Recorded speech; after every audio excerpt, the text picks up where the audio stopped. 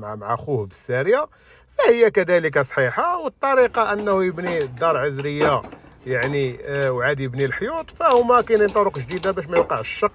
دابا كاين الشبكه وكاين هذه كيلصقوا الساريه مع الحيط بالشبكه، وجميع الطرق فهي مزيانه. وكذلك الخلط التقليدي اللي هو كيكون بالمالاكسون ولا الخلط كذا، فهو جميع الطرق ديالها عندها ايجابيات ديالها وعندها سلبيات ديالها، ولكن راه الميدان ديال البناء فهو كيتطور.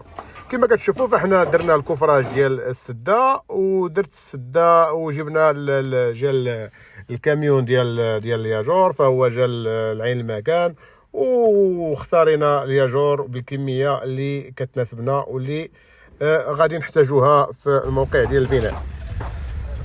وانا كذلك كنتقاسم معكم جميع المعلومات اللي كتخص البناء وكنجاوب على جميع الاستفسارات.